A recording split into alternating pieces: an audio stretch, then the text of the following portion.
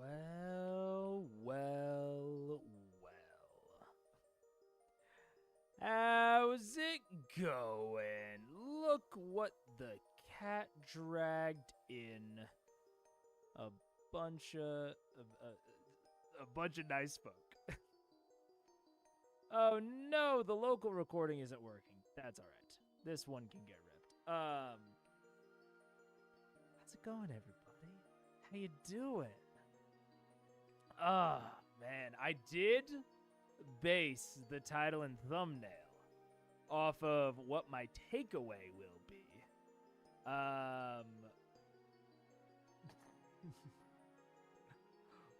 What? Robin Banks? I don't even know what you're talking about. And I remember you being a normal chatter, so I don't know if that's a weird joke or not. Anyone think your mic vol is low? Ooh, okay. Let's see.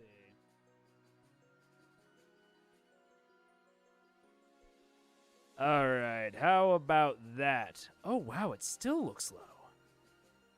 I'm looking at it on the thing, on the properties. What is going on?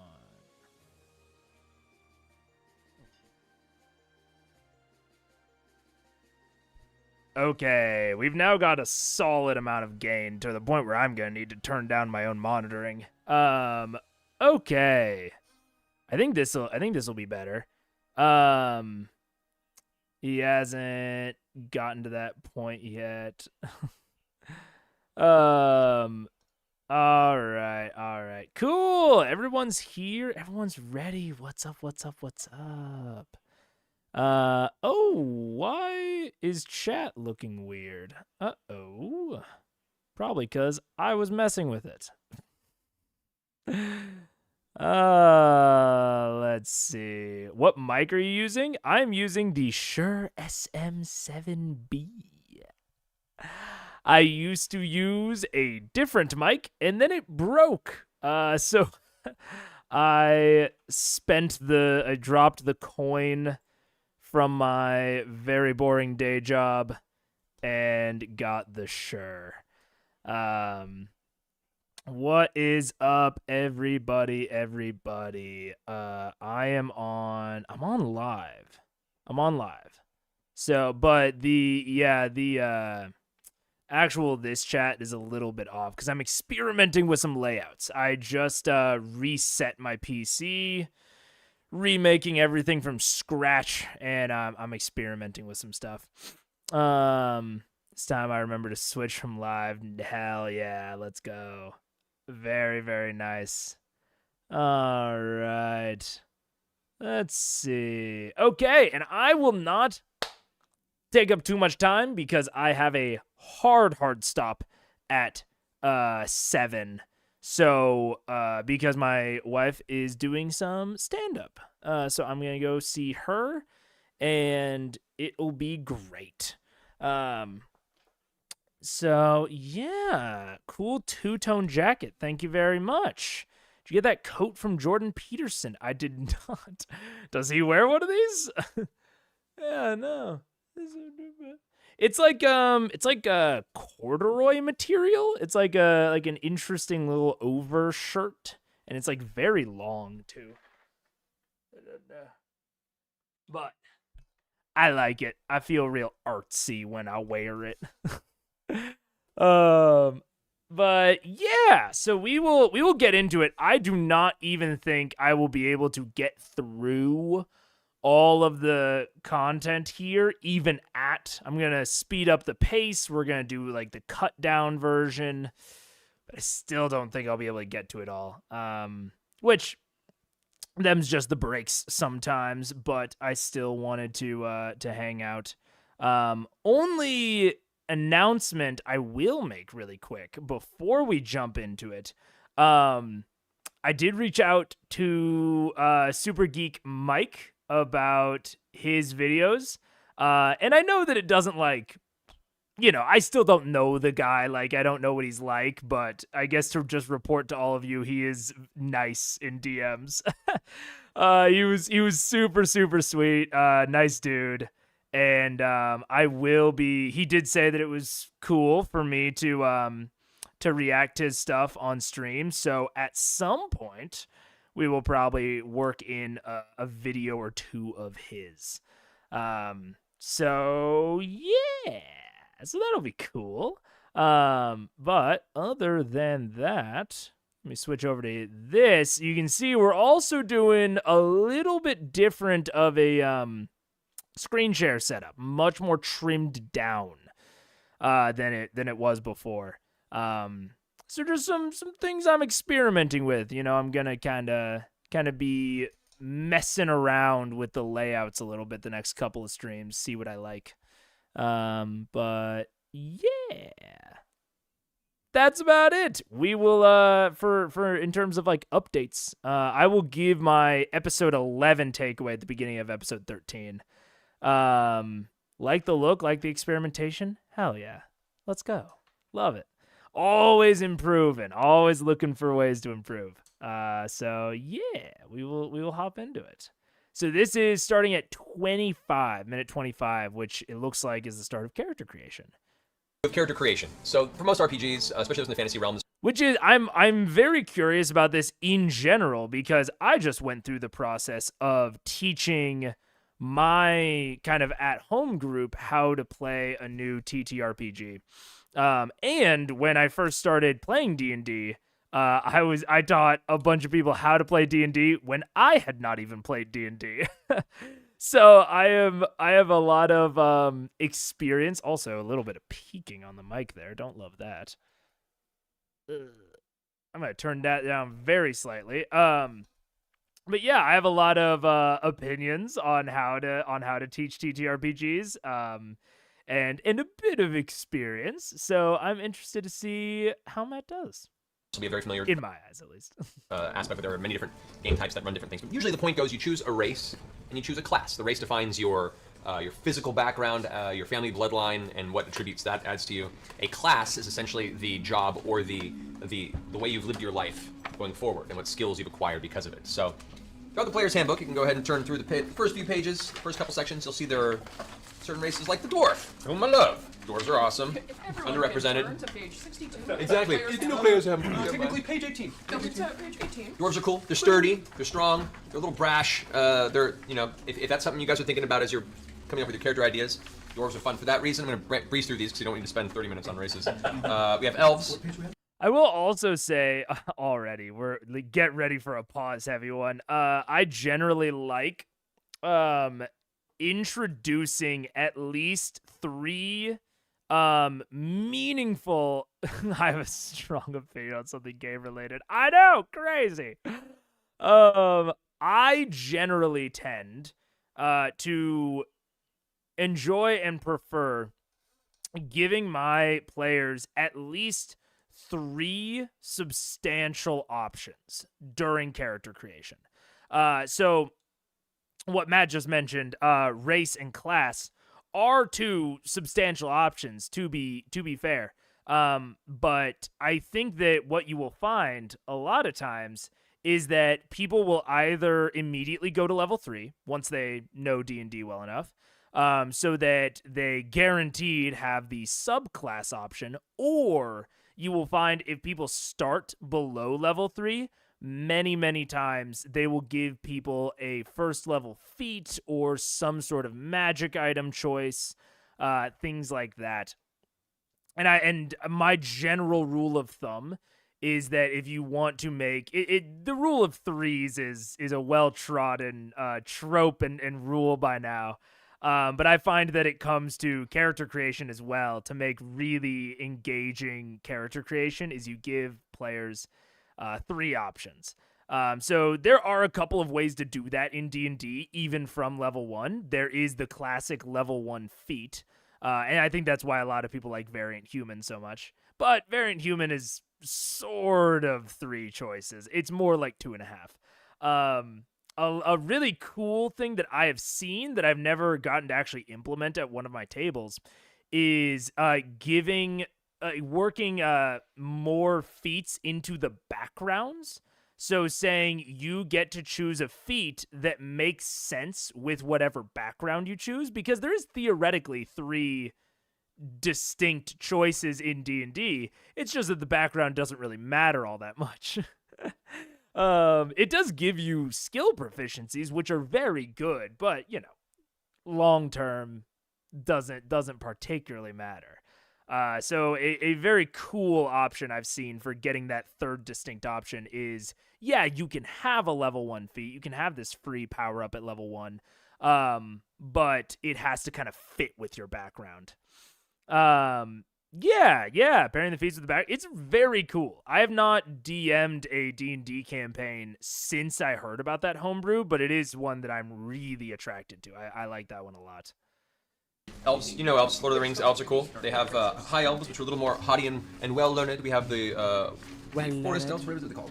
Or just the basic, the older version. All right, we have wood elf, there we go, which are more of the Legolas style, in the woods hunting, being stealthy, and then you have the dark elves, which are the drow, that are from actually the Underdark, where you guys have been fighting through, though you've not encountered any drow in the Underdark. Half the drow. They're just blending in. Yeah, we counted half like drow. a stitchy Half a drow, drow. like Stitch a monster. Stitch This monster was elven, not drow. Oh, I thought it was a drow. They're mostly bad. Yeah. Mostly Thank bad. you. So, they're also halflings, which you could say hobbit, but I think the Dungeons & Dragons version of halflings are a little more awesome, butt kicking a little less. I just want to stay home and make little farm animals. We found what Lucas is. One of my favorite pictures in the book, by the way. Short. The halflings. The halfling on the mandolin. Yeah. You got humans, which are cool and well-rounded, all across the board. You got dragonborn, which have dragon bloodlines, like Tiberius over here. Breath weapon, strong, charismatic. You have gnomes, which we have 2 gnomes in our campaign. They're the smallest of all the races. They're also probably the most nimble and the most naturally resistant against magic types. Are they the shortest? They are the shortest. Shortest. Yes, shorter than dwarves. I think gnomes are the least picked race in any campaign I've ever played. The only time I can think of a gnome getting picked was my buddy that played an artificer, and he was really hesitant. He was like, "Oh, but it feels like cheating to pick a gnome." Feels like cheating to play a gnome artificer because it just fits so standardly well. Yeah, poor gnomes. I very, very rarely seen them be played, but they're cool. I mean, I think the thing about them is that they're very straightforwardly powerful, and they have int. So it's okay, the only time you're going to be even considering a gnome is artificer or wizard. And then it's okay, maybe I would just play an elf instead, or I don't know. Yeah, gnomes kind of get the short end of the stick, pun intended. And halflings. You also have half-elves, which we have quite a few in our campaign. Happen through some drunken evening between a human and an elf. Get a little bit of both sides. Then you have the half-orc, which is half human, half orc. Generally a much larger, stronger, quicker to anger, ready for battle type. And then you have the tieflings, who are humanoid, but have somewhere in their previous bloodline some contact with demonic forces that left them with some essence of the hells in their bloodlines. Like horns, tails, yellow eyes. Think Nightcrawler from X-Men. That's kind of what a tiefling would look like, possibly with the horns. So those are the races. So if you have some ideas, keep that in the back of your mind. Write down on your sheet what you think would be a cool race. I think a new one is the Jinn. There's a Jinn race. There's an air, a water, and a fire, and an earth. Whoa, elemental, like an evil genie?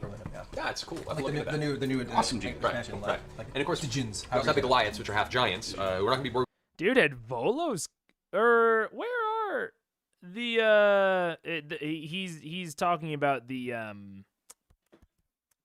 oh gosh, I can't remember them. Ganassi or Genasi, one of the two. I don't remember what those came out in.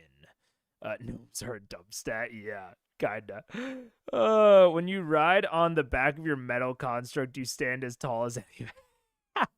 Dude, I've always wanted to make a Cavalier Battlemaster, dude.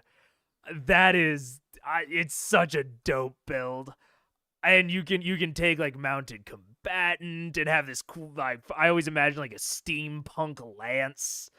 Ah man, I agree. I would love to make a character with that.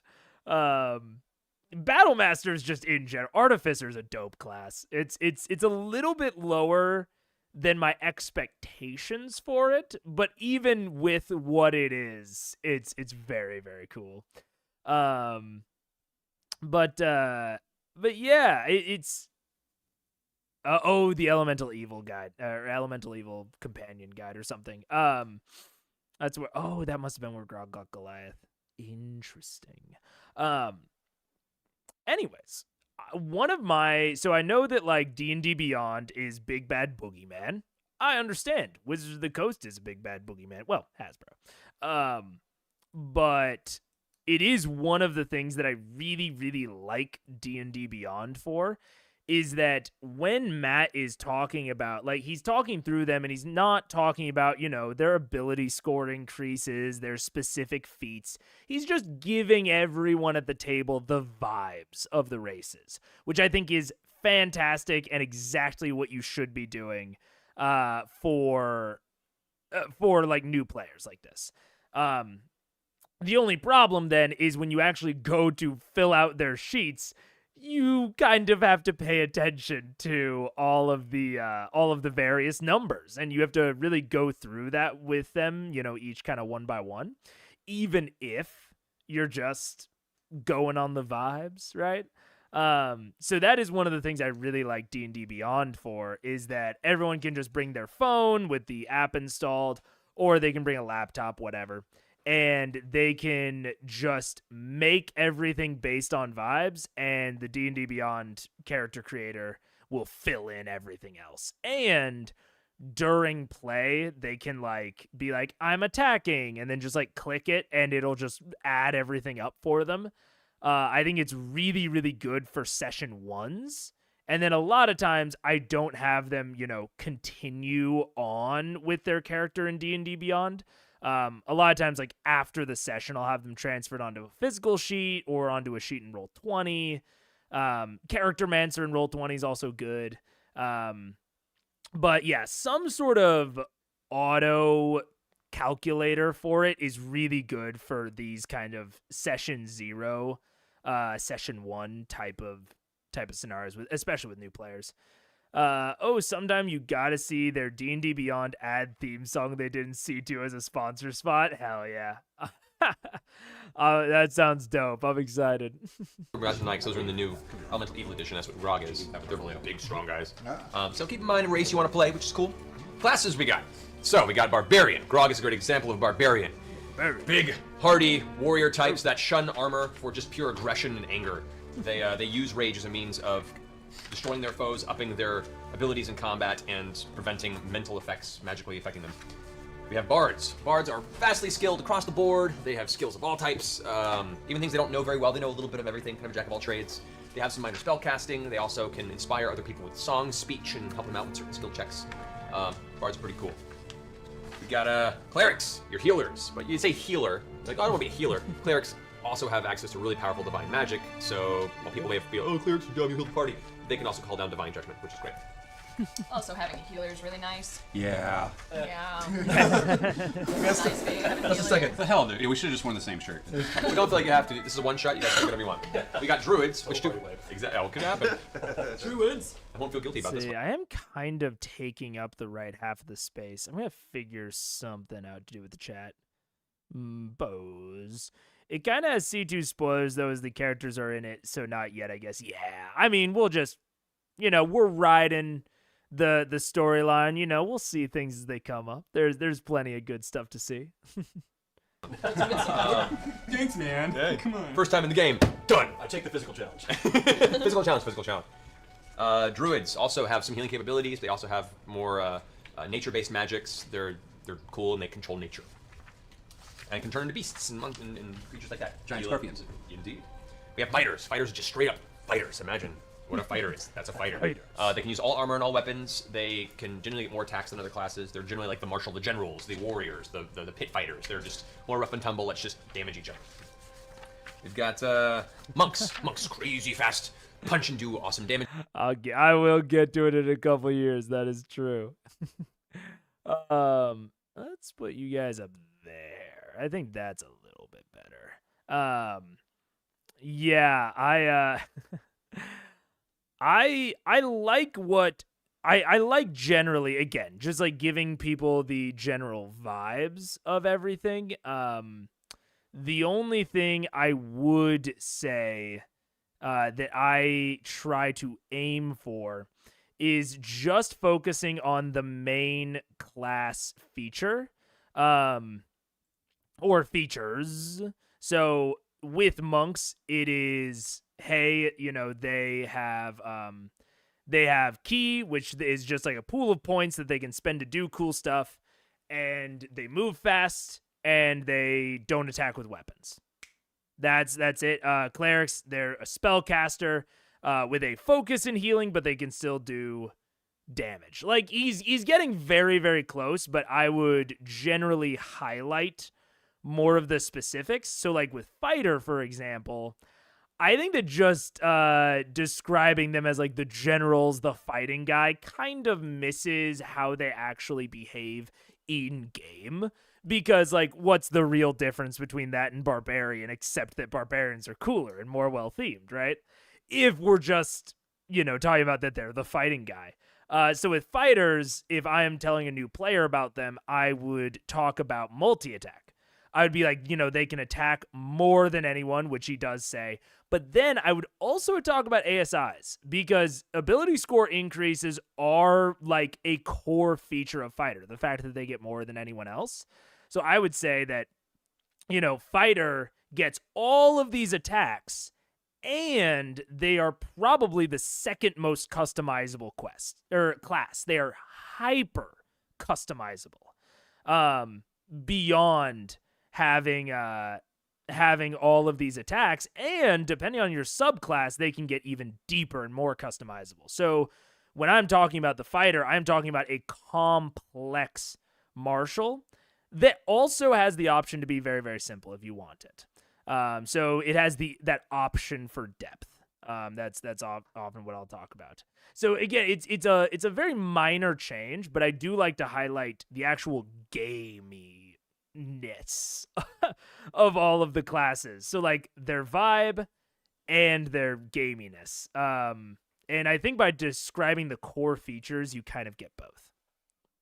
With their bare fists, they can avoid things, they can do multiple hits per round, they can use key points to inflict different kinds of attacks. Monks are basically, if you want to be Ip Man in the middle of a D&D campaign, pick a monk. And I believe like the monk and sorcerer are the only ones that have like the point system. Yeah. Yeah. You have paladins, bastion of good and right in the world. Paladins stand for law and wonder, and if anyone proves themselves evil, they will be destroyed and smited by the divine energies of their god. So they're generally pretty pious. They fight for good. They fight for the underdog. They can Just like Zach perk up there. Yeah. They have good fighting abilities. They can wear and use most armor and weapons, but they also get a little bit of divine cleric-based magic, and they can heal with a touch. Total Boy Scouts. Yeah. Total Boy Scouts. Got rangers, which is what Laura's character, Vexalia, is. They have good either two-weapon or ranged combat. They can pick a companion animal if they want to. It's how Trinket came about. Definitely the Legolas of Lord of the Rings type. Arrow, everything's getting arrows. Arrow! We got rogues, which is what Liam plays in our game. Rogues are all about stealth, stabbing in the back, finding weak points in their Yeah, man. I really wish he knew that they had points and that they weren't just infinite. enemies and doing serious damage with precision strikes by distracting their enemies and finding where their weak points are. They generally don't have a lot of hit points or defenses, but if they can get in there sneakily, they'll do some serious damage. Kima could still be evil. We do not know that I'm fully wrong yet. We just know that I'm mostly wrong about what was going on with Kima. Then we got Sorcerer, which Tiberius is, which is a magical caster, arcane-based. Whereas a wizard is more of like the classic wizard you see with giant spell books, learning and, Harry Potter-style classes and that kind of learned magical ability. Sorcerers have it innately in their blood from their bloodline somehow, and their casting ability is kind of like an improvised thing they just learned and are good at. So imagine more of a less learned, less controlled wizard that mostly understands some magic naturally. Whereas the wizard is the... That just made sorcerer sound worse than wizard. I mean, if I'm giving a pitch for one or the other, so wizards are more flexible casters, sorcerers are less flexible but more powerful.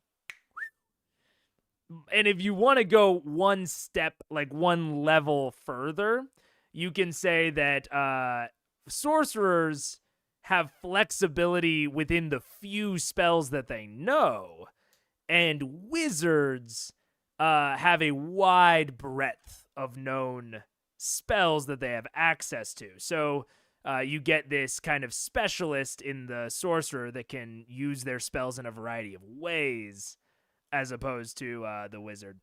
But yeah, I mean, to be fair to Matt and just in general, I think that the describing the delineation between sorcerer and wizard is one of the harder things to do in 5e because they're pretty similar. Like, I really don't think that, like, sorcerer has a lot of cool things. I'm currently playing a sorcerer in my buddy's campaign, but I do think that the difference between a sorcerer and a wizard is slight. Meta magic is not enough, in my opinion.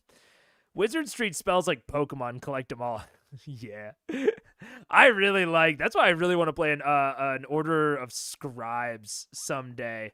Because it really takes that class identity of get every spell to the fucking max, which I love. The well-learned spell book type, more studious, have a larger breadth of spells to pick from. Oh. But the sorcerer is a little more improvised and can use points to instill power with it. Last kinda but not least, we got a got there. warlock. Warlocks are magical practitioners who draw their magic from making a pact with some otherworldly entity. It can be like demons or the Nine Hells, and they draw more hellfire and infernal type magics. They can make a pact with dark fae, which are basically like creepy Oberon-style, fairy elf people from Midsummer Night's Dream, or the great old ones like Cthulhu. Hi, Cthulhu, give me magic. What could possibly go wrong? Mm-hmm. Those are the warlocks. So those are primarily your classes. You get to pick. You choose a race and you choose a class. You guys have some ideas yet of what you might want to play tonight? Oh, most Oh definitely. yeah. 100%. Well, what do you want to play? Let's start with Dan. Dan, what do you want to play? I'm going to be a dwarven rogue. Ooh. Yeah. Rogue somewhere. Not the block. All right, fantastic. How about you, Zach? I am the Snuggle Lord. I am a warlock tiefling, and I derive my powers from All Holy Overlord of Geek and Sundry. Okay. The evil overlord. That would fall under Just Infernal. feeling really meta. I'm going to say that most That definitively would falls fall under under Infernal. the Fiend Pact. So you're going to go with the Fiend Pact. And then, what you got, Effie? Yeah, I'm gonna be off guard, fire forge, fighter, dwarf, two-handed swordsman, cut your face off, take your money. AKA true neutral. Oh, Neutral. Do it. This is going to be a very fun short game. We got this. Never made it out of that first half. Oh, man, you guys. I set the place on fire.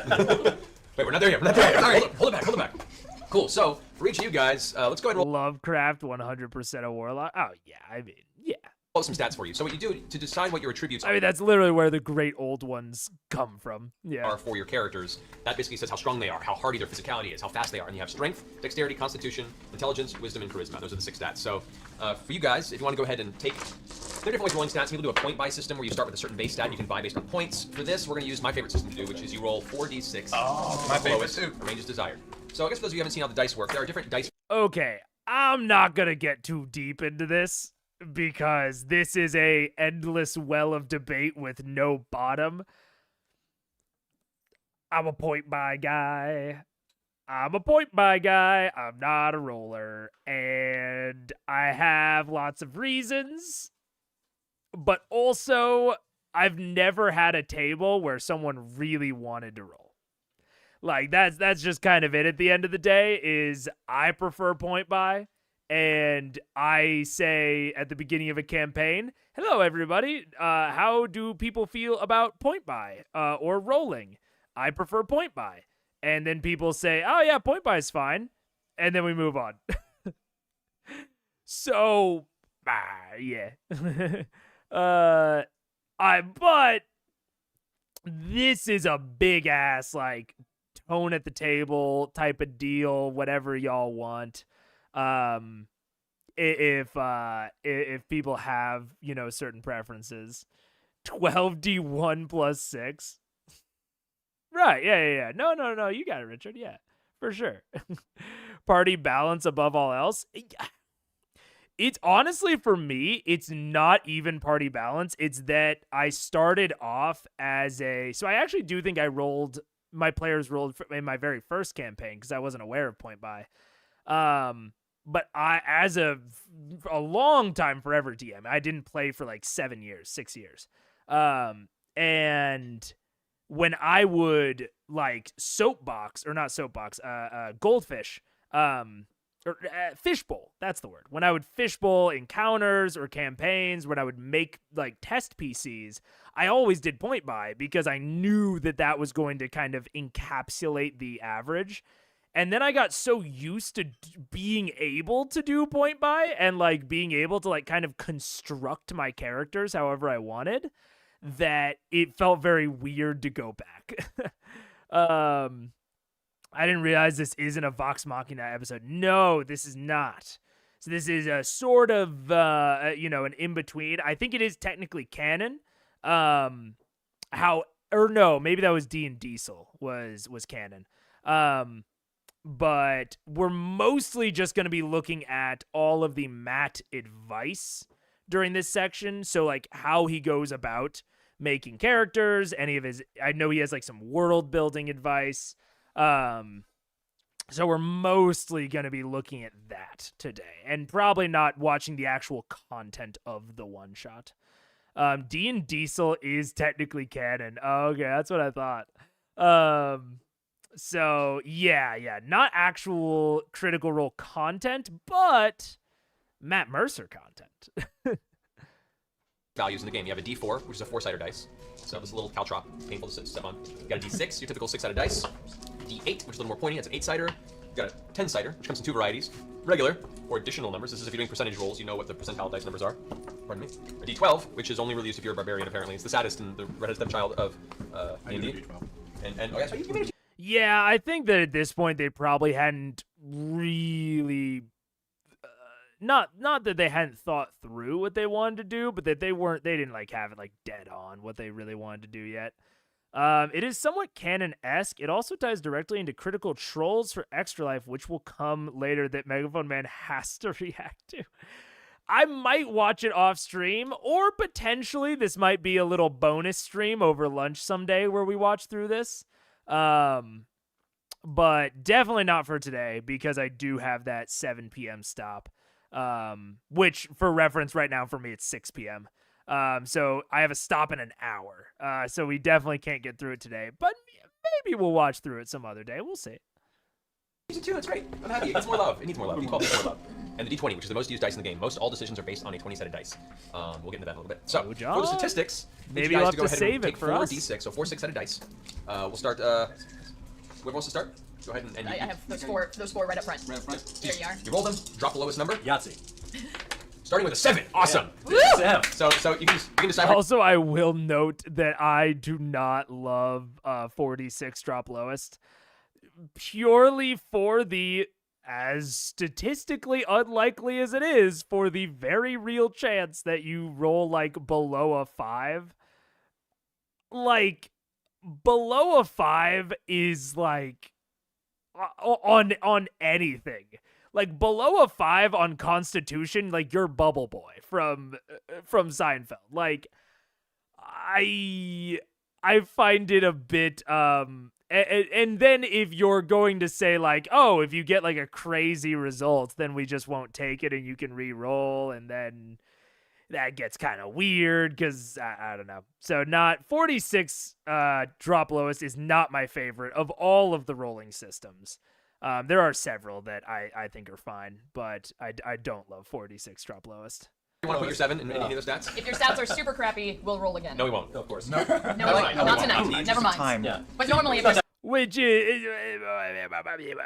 you see what I'm saying? So it's like, yeah, you can look at 46 drop lowest and be like, yeah, you know, the average of this roll is, what is it, 3.5 times 3, so it's 13 and a half.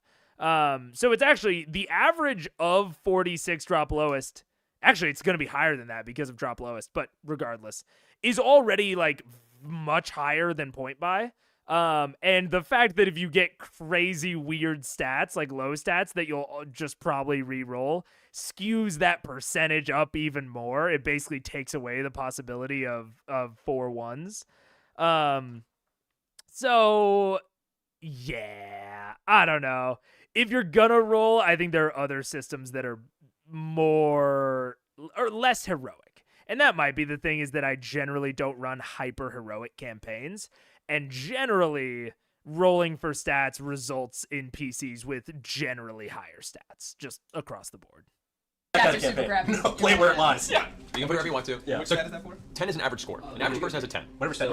C minus. What we generally do Well, is roll all 6. When we talk about the average score, I don't know exactly what Matt means there, but I mean, when the lowest possible is a 1 and the highest possible is it's not a 20 technically, but outside of weird stuff. So average would be like 10.5, but a commoner has 8s across the board. So if you think about just any given peasant on the street, they have 8s is the general wisdom.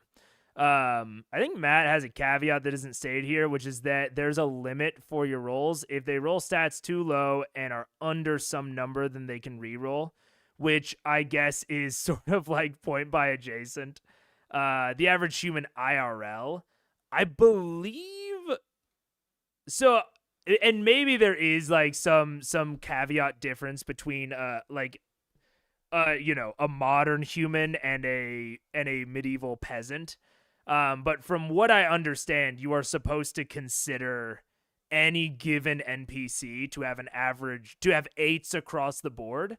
And then if they are especially perceptive or something, then they might have a higher wisdom. But yeah, and I mean that is like the thing is like, okay, if it's 46 drop lowest, but you have like a minimum, I don't know, you have like a minimum 6 and a maximum 16. Like, that's fine, but yeah, we're just kind of edging ourselves closer and closer to point buy at that point. If you start really tweaking all the little statistics. And so I just kind of skip all that and just go straight in. Write them down, Yeah. and then decide where you want to.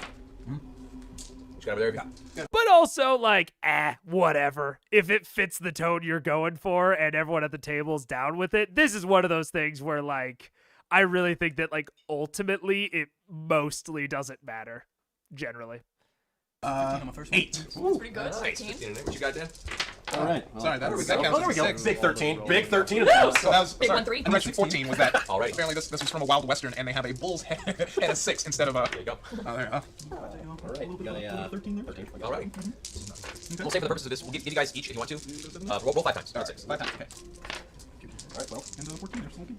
Okay, so roll 5 times, and then everyone you represent this game. 17. There you go. All right, and then we choose where we go. And so you roll 5 times, you have 5 numbers, then take a 16. You can put it anywhere you want. Well, I think you could say. Well, I think for this, that way if anyone just rolls crappy, you don't end up doing too bad. But yeah. Get that 7 for a bit of character. Exactly. Dude, That's what lower we do. stats are some of my favorites. Like, honestly, having something lower than 10, at least 1, is great. That's how Grogcast is intelligence 6, Siberius is wisdom of 4. Like, those are great to find.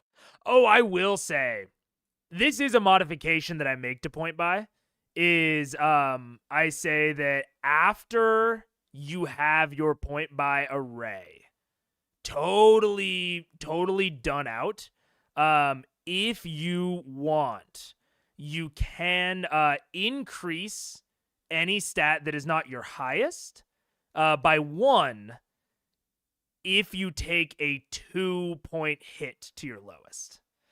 So I do definitely allow, and I'll also allow some negotiation there. I'll allow my players to negotiate on their point buy arrays if they want. Like because lowest you can get on a point buy is an 8. And if someone is like, yeah, I want a score lower than 8, like I want like a 6 or 7, because I think it just makes sense, then I'll negotiate with them some areas that we can increase. Because especially when we start getting into like, oh, it makes sense for my character to have it be lower here. It's like, okay, well, where does it make sense for your character to have it raised? Like, maybe it doesn't make total sense for your primary, but maybe it makes sense in these other places. So I'm down to negotiate on that. How my int ended up as a 7. Yeah. Finding characteristics of a character, so. Yeah. But I also totally agree with Matt. I think that low stats can be very, very good and defining for a character. But I also don't think that they're necessary for like a well-rounded character with like good flaws and good stuff. I think that sometimes it's this weird mix, because like sometimes a low stat is good, especially for easing a player into playing flaws because they can see it. It's a number. And other times, I think it can sometimes be a bit of a crutch, i.e., Orion's low wisdom. So there's positives and negatives. Without it, do we get 6 int Travis? You're totally right. Which is why, like I said, if we're doing point by, I mean, number one, if someone comes to me and they want to roll, I'm probably not being as generous as Matt is. If they say they want to do 46 trop lowest, fuck yeah, dude, let's do it. But yeah, no, it's all a discussion. However players want to come up with their ability scores, I'm down with. I just want to talk to them and hear their reasoning for it. Same thing with rolling health. Like, rolling health is just objectively worse than taking average. So, like, if players want to roll their health, like, fucking go for it. I don't care. But, like, just statistically, you will have less health if you roll.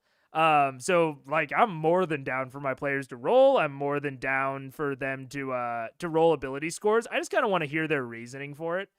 And, I want my players to play the character they want to play. So I've also talked about this when it comes to like modifying features, including any sort of homebrew.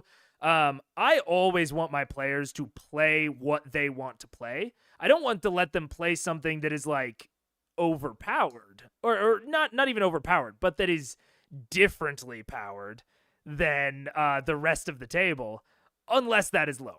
Right? Like, I'm always down to let them go more specific, really work into what they want and get the strengths that they want, as long as that comes with some commensurate weaknesses. I never want to punish a player for not doing something weird. You know what I'm saying? Like, if someone builds just stock standard according to raw, I never want them to be lower or less powerful than someone who did something weird. I want the person who did something weird to get their specific thing that they like, that they wanted, at the cost of maybe some overall power. Play a wizard with con of 5. Watch him slowly die as he levels up. Just slowly wither away. Eventually he becomes a lich. Dude, what a great... I tell my wizard, you can play a lich, but you can only play a lich if you roll for health, and you have to eventually go negative, and then you can go for a lich. Do you pick one way to roll for your whole group or determine player by player? That's a great question. Generally, I will put it out in session 0. I'm like, hey, group, are we like... My inclination is point by. How do we all feel about that? Now, every single time my group has said, great, point by sounds dope. And then we move on from there. However, if one of my players said, oh, I'd actually like to do roll, I would then put it to the group. I would say, hey, does everyone want to do roll? Or are we cool with just Josh doing roll? So that, to me, that is a big group discussion, because the only real difference between point buy and rolling is the feel and the tone of the table. As the DM, I'm going to balance it up, right? Like, if everyone is at the same general average, but that general average is higher than maybe it would be if we were doing point buy, I'm just going to tweak up the game a little bit. Like, you know, I'm still going to present them with fun and interesting challenges. So yeah, that's it. It is something that has not come up at my table, but that I just really lean towards, like, make it a group discussion. And this leans into the DM's role as the moderator, as opposed to maybe some other hats that the DM wears. You are now a debate moderator, in my eyes, for this. Of like, okay, let's like figure out group consensus, what people are cool with, what they're not, and try to meet as in the middle as we can on that. I only have a charisma of 8, but I have that circlet, which is boosted me. Boosting to average. Which is from boosting below. me average. Everyone's gonna play this game the way they want to, but I think if you're playing it for like the numbers and maxing out your numbers and like how can I deal the most damage when you're picking your skills, it's less fun. I like choose the things that draw you to it as a character or personality, or be really weak with powerful magic, or be totally muscle bound like Grog with and be an idiot. That's why Tiberius is so bumbly and sometimes and does no shit.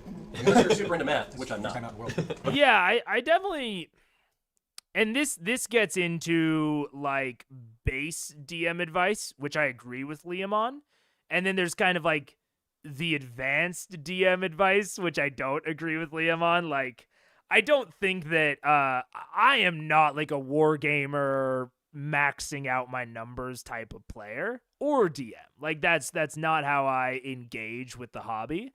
But I also think that is like hyper legitimate play. It all really depends on like what you want the tone of your puzzles to be. If you want your puzzles, and by puzzles, I don't just mean like general puzzles. I mean puzzles in the generic sense that D&D in general, all of the problems in D&D are puzzles. Combat is a puzzle, right? It's not chess. The DM will win if it's chess, right? The DM will snap all of their pawns into queens, right? We're not actually competing. It is a puzzle. I am the DM. I am presenting you with a puzzle. Can you solve it? The solution might be running away. The solution might be something in the environment. It might be clever use of your resources, what have you.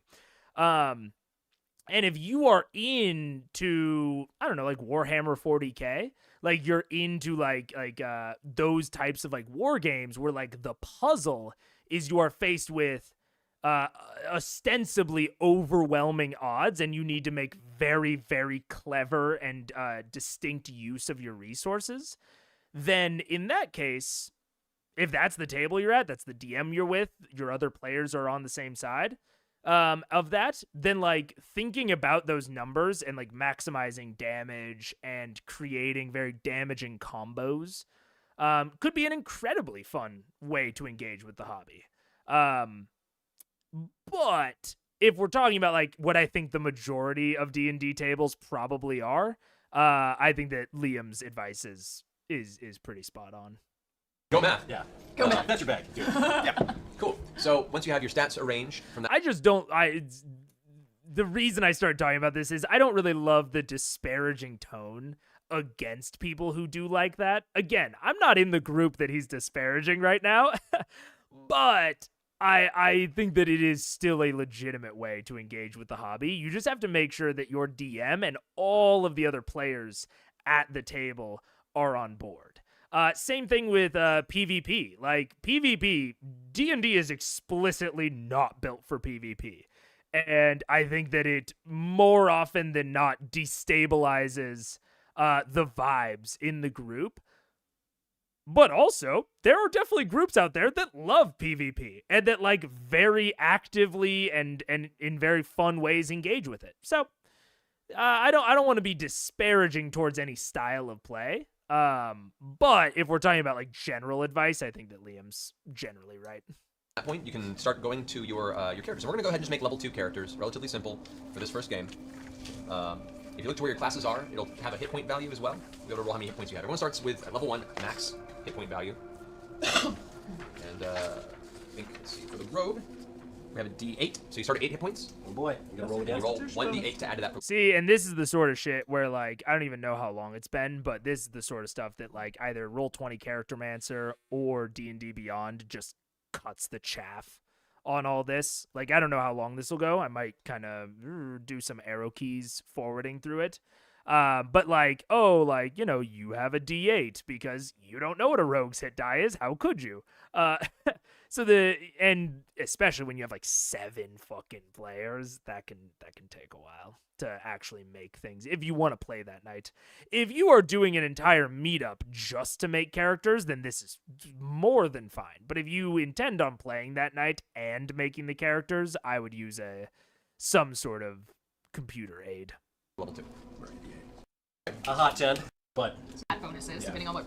Okay. Cool. Had to bring race into it. Choosing things, and then I'll have you guys go over and help them with actually building the minutiae of the characters while I go over the Dungeon Master section. Okay. Cool. Oh, so they do. They Cool. do that. So just get the hit point roll out of the way too for you, Zach. then add this to it. Isn't a bit. That stat has a +1 modifier. At 14, it's a +2. At 16, it's a +3, 18 a +4, and so on. And what that modifier is if the bonus you get to any ability or attempt you make towards something that falls under that stats category. Like if you're trying to break through a door, you roll a d20 and add your strength. You know, or if you're trying to, like a lot of the reflex saving or the dexterity saving throws based off your dexterity, you roll d20 and add what your. Oh man, still has those Pathfinder instincts talking about reflex rolls. 4220. Yeah, I am generally interested in how he describes things, but also we're starting to run low on time, so I think I will skip to 4220. Because I am interested, but we don't have infinite time, unfortunately. Like normal. Welcome to the role of a dungeon master or game master in this. So there are a number of things that you're required to be when it comes to dungeon mastering. Largely, your goal is to be a fair judge. This is not the newest Orion Cringe session. I think that'll be next time. I think that'll be on Wednesday. Especially because there was more Orion Cringe at the end that we didn't even watch together. It was crazy. So we will definitely be talking about that next time. I have lots of thoughts, especially, you know, we had some comments about it on the VOD that helped me, you know, think through it even more. But yeah, we'll be talking about that on Wednesday. An epiphany Orion had brought about from the last session fight. Ooh. I might actually skip ahead really quick and listen to that just to make sure that we get to it and I don't forget it. CR just released a session 0 for their new game/campaign Candelabra Obscura. It got me into watching the series. Interesting, a D6 game. I was sick AF this weekend, so I had some free time. I'm really interested. The only D6 game that I know is Blades in the Dark, and even, you know, I say no, not nearly as well as I know D&D 5e. So I am generally interested because I've also been wanting to learn Cyberpunk Red, and from my understanding, that's also a D6 system. And I love the D6 system in BitD, but I'm not sure if I just like Blades a lot, like if I just really like Blades of the Dark, or if I like the D6 system in general. BGW, are we going to get an Orion Cringe compilation video once it's all said and done? Dude, yeah, totally. 1,000% SSH. That's a great idea. Let's see. Yeah, so I'm gonna skip to 147 real fast, and then we'll go back to 42, and we'll see what's up. Let's see. Okay. Roleplay. And I'll say something that actually came up. I was very, very proud of this. This came up recently in some conversations. As we were talking about the nature of playing a game like this and about risk, and as a player, wanting to be adventurous and wanting to like do things that you wouldn't do in real life. And one of the essential things that a good DM that you get to learn with a good DM is the DM is not there to kill you. The DM is there to turn you into a hero. By the way, I have been playing this wrong. I'm not just the whole time. You play awesome. Shut up. Because we had this conversation. He's like, hey, we're gonna die. I'm like, he doesn't want to kill us. And I literally was like, no, you don't understand. We're just trying to kill us all the time. And he's like, you're wrong. He's like, he wants to make you a hero. I'm like, what? I'm like, that means everything. I've been such a dick. But he's hilarious. Some DMs do want to kill the players. Some DMs do. Which is fine. I'm sure which is fine as long as the DMs and the players agree upon that at the beginning. They're like, this is the relationship. I'm trying to kill you guys. Good luck surviving. Like Tomb of Horrors is a perfect example. The guy going, fuck all y'all. You're gonna die. That's where that stems from. And for some people, it's a lot of fun. But for this game, you know, death is very real. Challenge is there, and I present circumstances that, depending on what you guys do, may or may not end in success or death. But I'm not trying to outwardly kill you. No, maybe. I'm trying to outwardly kill you. Spiritually kill you. Yeah. Just on like Die inside. Just You want like you to die inside. Obviously, it's had some effect on you. I mean, yeah, just, you know. It's God, it's scary. No, it's just like, you know, an armored, scary. fucking enchanted horned beholder motherfucker. Yeah, sure. He's not like totally trying to. We say fear the wrath of God. But For a reason. If a giant sky But still. god appeared next like tomorrow and just pulled out a d20 and rolled it and looked at you, you'd freak out. That's a really scary thing to happen. But it is a good point where like I should have been like more. I shouldn't have been so fearful as Well, it's I just, was. it's a different way of like I'm looking at the literally situation. thinking I know because he gets that look. I know. It's scary. God, that smile is so. I think I play. He gets that look. Oh man, I mean, they kind of took the words out of my mouth when it came to my recap of like the Orion during that fight was just at the wrong table. And I'll go in a little bit more detail next time, but yeah, Orion was at the wrong table. He was not he was interacting with 5e in a reasonable manner depending on the DM. He was not interacting with it in a reasonable manner for what we've seen of Matt Mercer. Now, I will also note, I don't know how much Matt Mercer's style has changed since their home game. Specifically, I think that there's really no part of me that thought that they were really they were in danger of a TPK, maybe, but it was not likely during that session, right? Because not only does that not seem to be Matt's vibe, but it is also now essentially a television show, right? Now it's an actual play. It's a live stream, which none of them are used to. No one really knows what that means yet. But when you're making an entertainment product like that, it is not nearly as fun from an audience perspective to watch that wargamey type of table that Orion was living in. And yeah, like I said, I'll go into it in a little bit more detail, but that was literally it seems like it was their takeaway too. We had the exact same takeaways from the episode. Was just Orion just wasn't acting, he did not seem to understand the implicit agreement at the table. So yeah. Players do, and you judge whether or not it was a good attempt or a bad attempt and modify a difficulty based on it. Basically, for most things that are actively a challenge in the game, you as the Dungeon Master decide how difficult it is given the circumstance. If it's a really, really weak door someone's trying to kick through, like the door's been dilapidated and rotting, you might say it's pretty easy, so you give it a score of 7 to 10 is the difficulty. And then whoever's trying to break it has to roll equal to or higher than that number. If it's an iron reinforced door, that's gonna be a much higher number. So a lot of what you're doing is you're judging how difficult a challenge currently is versus what a player is trying to do. The player rolls and adds their modifiers, and you decide how difficult it is in the back of your head. You can tell them if you want to, or you can keep it in your head. So this is something that I keep in the back of my mind, and I've kept in the back of my mind a lot as a DM.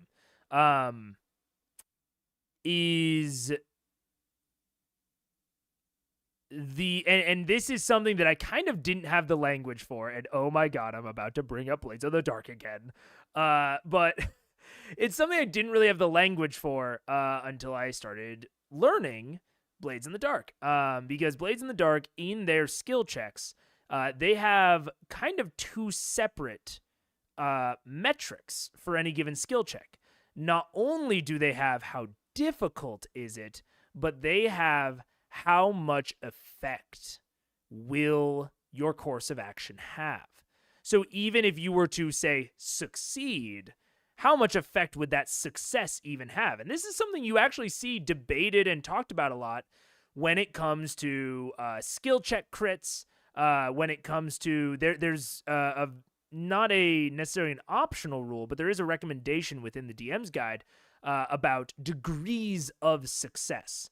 So essentially, the degrees of success guidance within the Dungeon Master's Guide is that if a given course of action has varying degrees to which they could succeed, then you should basically make multiple DCs. And I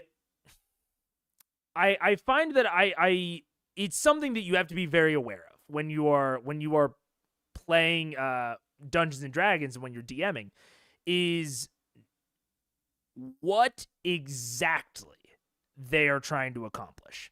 And the skill check conversation should be just that, it's a conversation.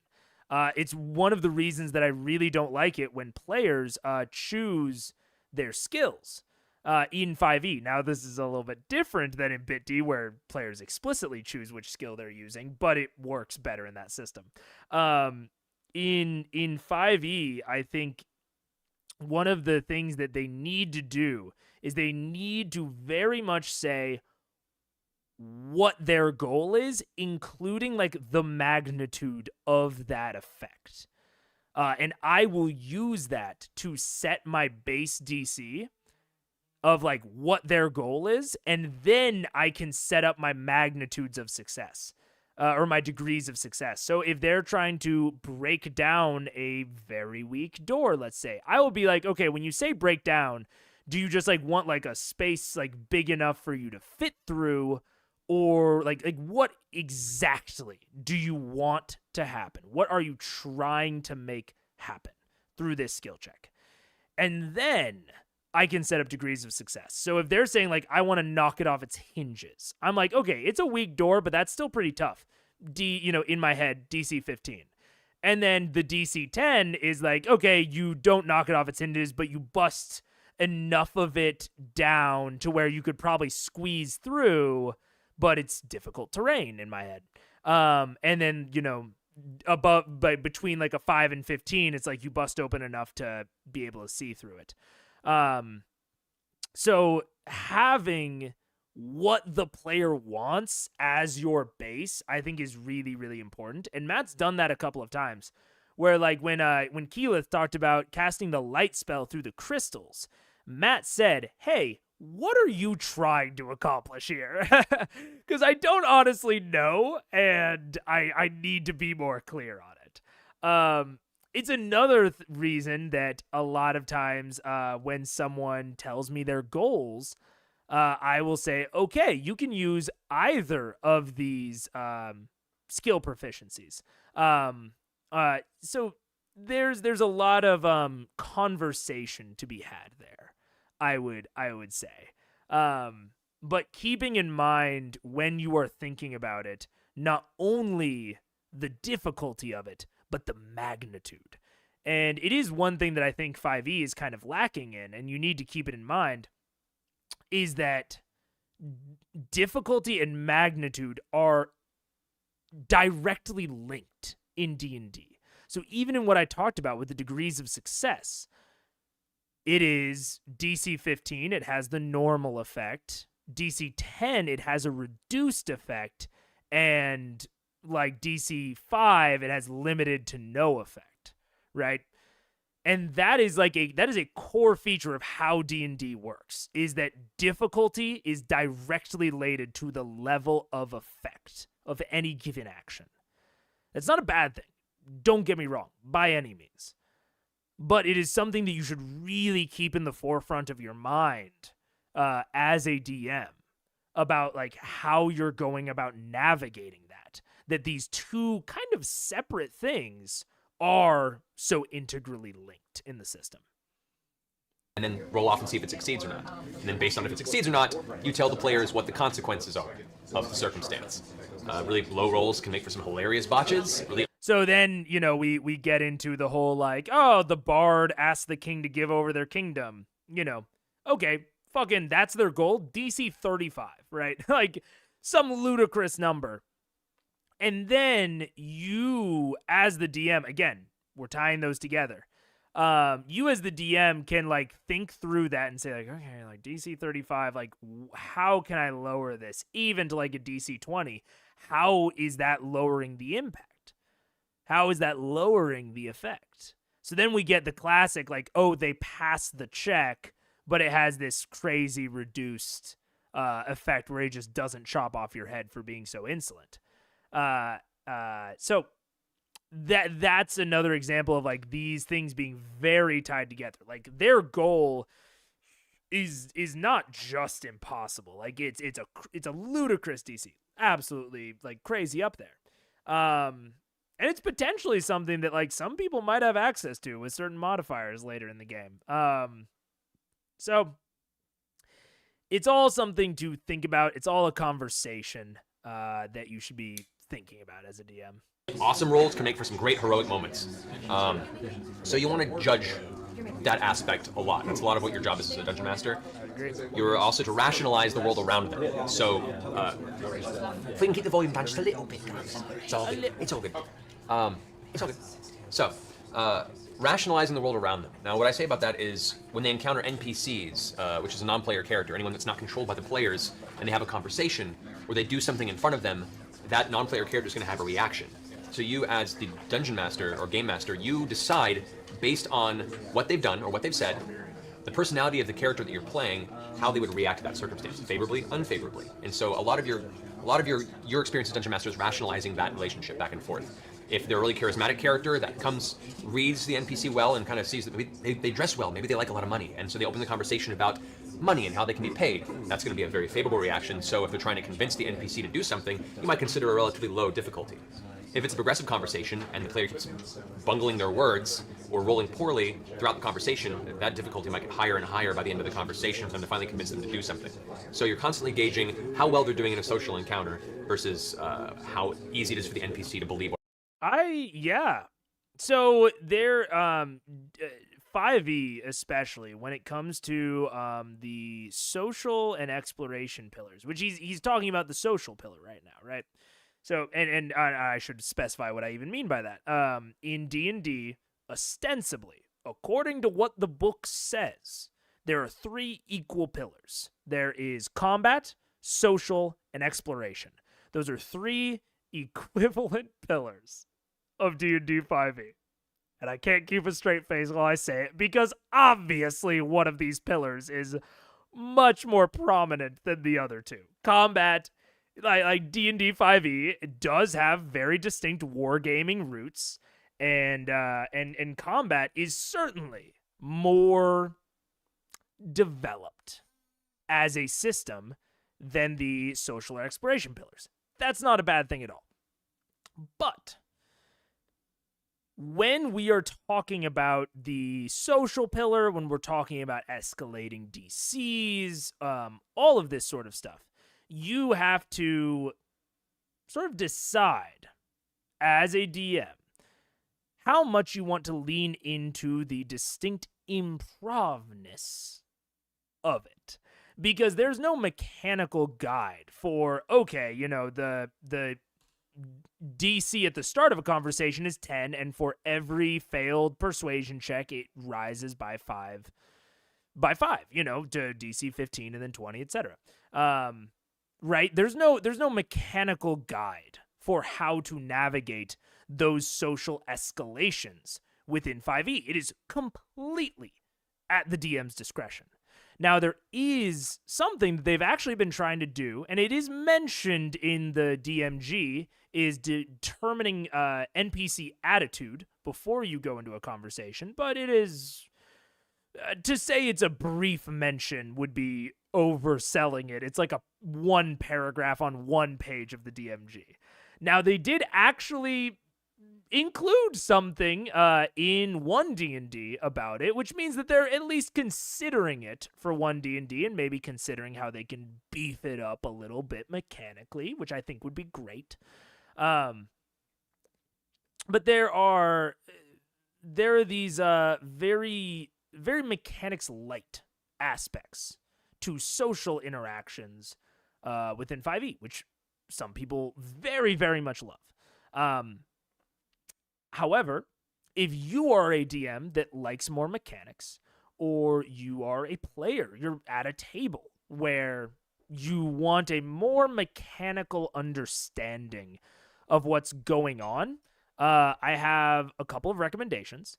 Number 1, holy fuck, it's Blades of the Dark again. Who could have guessed? This idea is actually how I found Blades in the Dark. I was totally unaware of the system, and I was looking for ways to more easily model heists.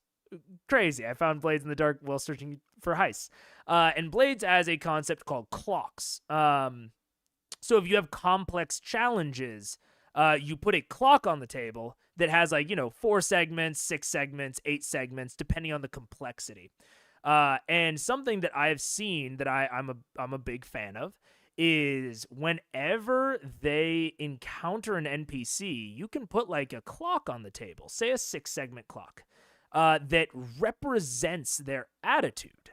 And this is a really, really quick way to catch all of the players up on what they can't see, on the fictional world. Because if you put out a 6 clock that has, say, 3 segments filled, right? So it's halfway filled. This NPC is neutral, right? Now everyone can see that. It's a mechanic. And if they fail a persuasion check, fail a deception check, you can tick that clock. If they fail it, maybe you empty the clock one. Uh-oh. Slightly less favorable. And you as a DM can be thinking in the back end, like, okay, for every segment, I can be like plus or minus, 5, maybe plus or minus 2. Next episode name, would CR be better if they were playing Bit D? Oh, dude. I mean, Richard, I might steal that. Oh, I might yoink that one. We'll see. But this is, and clocks are very integral to Bit D. I'm not even going into a fraction of what they're used for in Bit D. But they are a really succinct way of communicating the fictional world to the players. So if you meet a NPC and I throw a 6 clock out there that only has 1 segment filled, all of the players are like, oh, fuck, they're like pissed, right? It's simple. It's so quick to actually like get them up to speed. And you can even say, okay, you're trying to get this NPC on your side. You're trying to get them to do something. You have to fill up this clock. It's 3-3 right now. You have to get 3 successes, maybe a crit and a success, whatever. So that and it all has to make sense in fiction. That is a way of really quickly summarizing that for your players. And I'm not saying that you need to use clocks. I'm not saying that like Bit D is the penultimate system, right? There's a lot of weaknesses to that. There's a lot of genericization and abstraction. Oh my gosh. That is a really legitimate weakness of doing it that way. But what I am saying is, as a DM, you should really think about it. If you want a mechanic for social encounters, look into some and talk to your players about it. Because if you are flying by the seat of your pants and you're not comfortable with flying by the seat of your pants, it's not that it'll be bad, but it might feel inconsistent. There's a pretty decent shot that if you don't really have an idea and you're not comfortable with a lot of improv, that the way in which characters progress through social challenges will be inconsistent and probably mostly based on vibes, which is okay. Sometimes that is exactly what you want at your table, but it's really something to think about as a DM.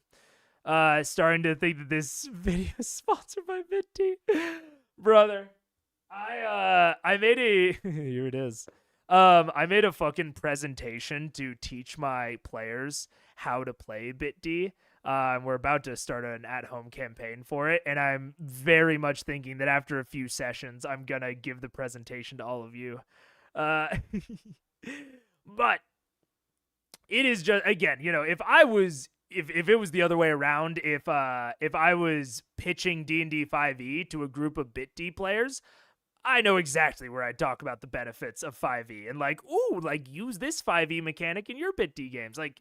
There are detriments and positives, but when we're talking about specific 5e critiques, there's all sorts of ways that you can yoink mechanics out of Bit D to really, really help out your 5e play. Bit D, yeah. What they're saying. Also, you'll find challenges that are conflicting or versus, where the player rolls versus an NPC. An example of that would be someone trying to deceive somebody, to lie to somebody. And that's actually why I recommend that people just learn other systems. I know... I would actually say I have a very, very good understanding of the system City of Mist, but I've never played a single session.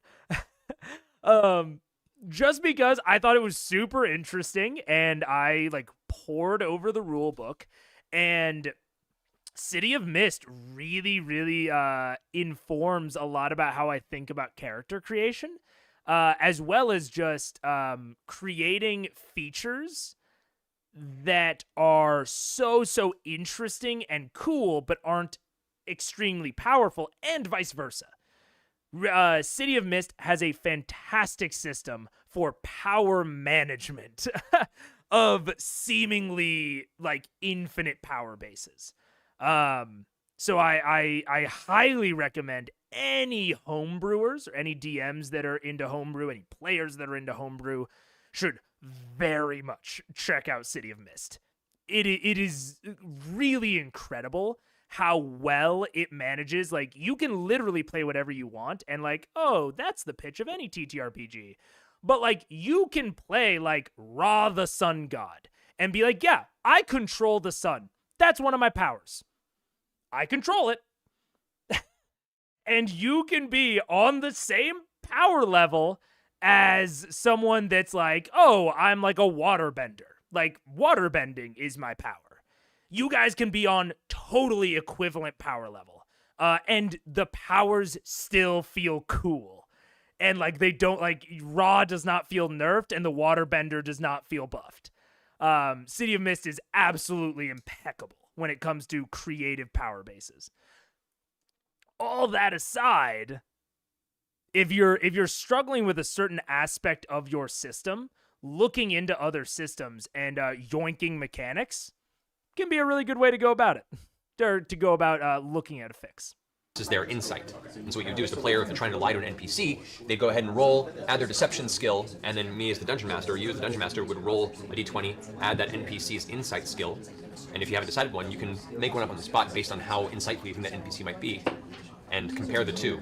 If they lose, they probably believe the player. If they win, they don't, and it's your decision whether or not they want to show that card or go along with it secretly knowing that they're lying. I generally don't love contested rolls, just straight up. I don't lean towards them, and I think that they kind of, I mean, it's all a vibe, right? It's all like increased versus decreased randomness at the table, which a lot of players and DMs really love chaotic energy at the table. I don't. Wild Magic Sorcerer is probably my least favorite subclass in the entire game. Not because it's bad. I've played with one. I've played in a party with one, and I've DM'd one, and I don't find it bad or like particularly like troublesome. I just find it generally pace disruptive, which is what some people like about it.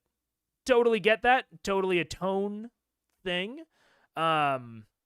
But I have really found that most of the time when I see Wild Magic Sorcerer getting taken, it is because that player particularly wants to be disruptive, right? They have a little bit of main character syndrome, and they want to disrupt the pace to take center stage, which I find to be behavior that brings it down for everyone, right? Now, that's not saying that Wild Magic Sorcerer cannot be played beautifully. I've seen it played really, really well. But that level of chaos and randomness, I generally find is a little bit more pace destructive than it is constructive to my games. Same thing goes with contested checks. I generally just go with passive scores. So if they're rolling deception, what's the NPC's passive insight? We're already having randomness on one side. I really don't think we need randomness on both sides. I want to spend the next 6 rounds rolling to find out what color my hair is. Yeah, exactly. Yeah, because I need attention really quick. No, that's I'm being harsh. But it is something that really fits with my own general style, and I think it is a good place to start, especially for really new DMs, is to use passive scores more often. If you're experienced and you think that you can handle the disruption that more rolling presents at your table, totally feel free to roll counter checks and to roll contested checks. It can add a level of uncertainty to the game, which is very cool. Like, that's what rolling's there for. That's why we're playing a dice game and we're not in an improv troupe, right? Like, rolling dice is the point. But Gage, I think it is better for new DMs to start off with less rolling because it helps them focus. And as you learn more, you get more comfortable. You get more comfortable with the improv aspect of the game. You can start doing more rolling, more contested checks, things like that. It's the same reason why I recommend that new DMs use average health and average damage on monsters. Is just like minimize rolling where you can. It will speed up the game and it will make you... It is just less for you to worry about as a DM. It minimizes the game that you have to think about. And for some DMs, that's not good long term, but I think it's a good place for all DMs to start. And then they can kind of figure out what they like as they go. Lying and then have that bite them in the ass later on. So you want to be a fair judge and rationalize the world around them and how NPCs react to what they're doing. Oh, 10 minutes. One of the biggest aspects of being a game master or holy shit, I got through 4 fucking minutes. Oh, man. Fuck. We're okay, well, okay. I will plan a bonus stream where we will go through this all with no time constraints. I will tell her to break a leg. Thanks, Richard. I knew you'd want to talk off the dude. I have so much to say. Yeah, this is so interesting. Yeah, so I will plan a bonus stream either like this Tuesday or wait, that's tomorrow. Maybe like this Thursday, this Friday. I will plan some sort of bonus stream where we'll go through this whole thing because I want to watch this and I want to talk about it on stream. I just can't hold back. BTW, do you know where the term break a leg came from? Yeah, I used to know. There was specifically some superstition about good luck in one of the old Broadway theaters. It was something like a director used to say good luck to everyone, and like there was like this curse that people thought existed, and so they started doing the opposite of good luck. So they were like, okay, what would be the worst thing for a ballet dancer? It'd be breaking a leg. You'll end up in a cast. Fuck you. Yeah. But there's something around there. Fuck. Yeah. Okay, we got 8 minutes left. We're gonna get through as much as we can. I'm gonna keep going. Dungeon Master, in my opinion, is understanding that you're here to tell a story, and you're here to allow the players to be heroes. The reason you play this game is you want that heroic journey. And there are many people that enjoy games that are very versus, very conflicting, and very like Dungeon Master versus players, trying to kill them, they're trying to survive. And that's totally fine too. Just make sure up front, you and the players discuss what kind of game you want to play.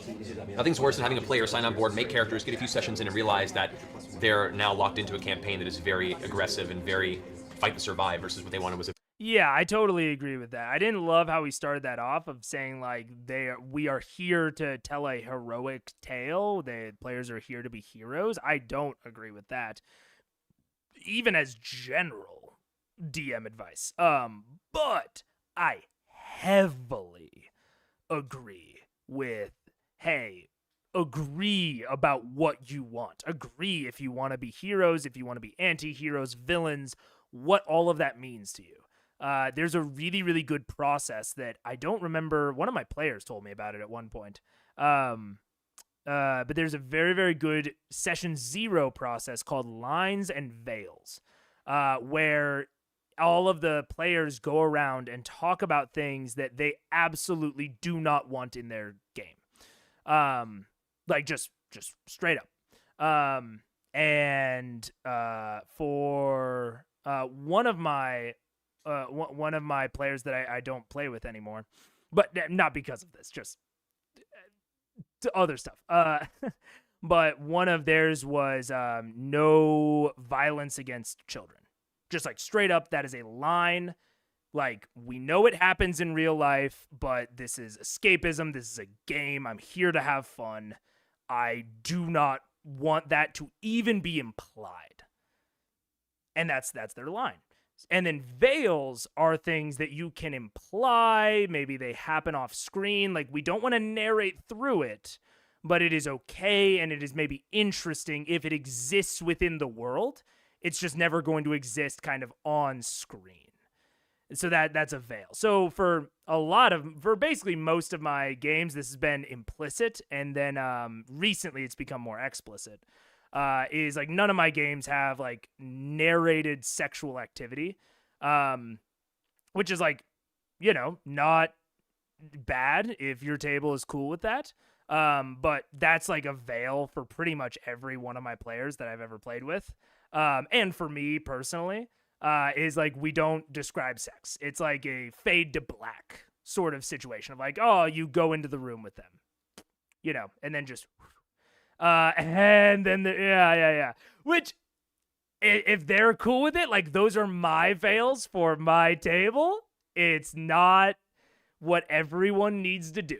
And so I think that is like having a robust session 0 is lame, tropey advice because it's important. And so something that I always do in my session 0s is those lines and veils. But then I also talk to them about the tone. So I've talked a lot about how like certain DMing styles really enhance or detract from tone. So if my players want a very heroic, like save the world, like big wins, big losses type of campaign, I would probably choose to do skill check crits and or critical successes and critical failures. Because like that's something that I don't have a huge hard opinion on as a DM. And I think that having those crits on skill checks actually really goes towards that tone at the table. And beyond like actually making decisions as a DM, it can be really, really good for exactly the situation we ran into yesterday, or not yesterday, but, last session with Orion of he was just not clear on the tone. He thought that they were walking into a killing field, and they just weren't. And that dissonance in expected tone can lead towards this super cool fight being totally undercut at the end by a salty player that was afraid of something legitimate in their head, but it was a fantasy because they just weren't on the same page as everyone else. So it's establishing those tones, being very explicit. Also talking about, how on rails is the campaign going to be like, and I don't use the word on rails typically because it has really negative connotation, but how linear versus how sandbox, that's a really important thing to discuss during session 0. Both of those styles are fantastic. But they can have conflicting kind of ways that you go about presenting them. Another thing is, how are enemies going to behave? Is this going to be like a video game where every enemy fights to the death? And I'm not even necessarily talking about how intelligently enemies fight, but is this going to be a situation where like enemies run away? Is it going to be a situation where I present you with enemies that will TPK you if you don't run away? Like if you, the party, don't run away? Because that doesn't necessarily... That's more common in sandbox, but it can be just as valid in linear campaigns of you are presented with something that pushes the narrative forward, but that is definitely going to kill you and you need to run. And if you have not established that will happen, you might get, like, let's reverse the script. Let's say that Kavarn was just narrative foreshadowing and that he really would have killed them, that the temple really was a killing ground. And none of the party was aware of that. That would have been a really shitty position for Matt to be in. So discussing, like, are there going to be enemies that will only be foreshadowed how dangerous they are in combat? Or will they be foreshadowed to be, I'm going to kill you dangerous well before combat? all of these things. Like I normally, you know, I when I'm running, I run like 4 to 6 hour sessions, and I think that session 0 should be as long as that. Like there are so many things to talk through. I have a whole list. And sometimes they don't go that long. Sometimes, you know, it's only an hour or two if everyone's really in agreement. But if there's ever debate, you can get into some really long and convoluted discussions. Yep, you're right. 7 p.m. Hard stop. I will see you guys later. Monday and probably some other surprise day and time that I will foreshadow narratively at least a day ahead of time. So I will give you at least 24 hours notice of when any given stream will be if it is a Critical Role related stream. You know, I might go live and do Baldur's Gate occasionally, but if it's you know, like watching this, I'll let you know 24 hours ahead of time. So with that, I'll see you all later. Goodbye. Thank you for stopping in. Love you.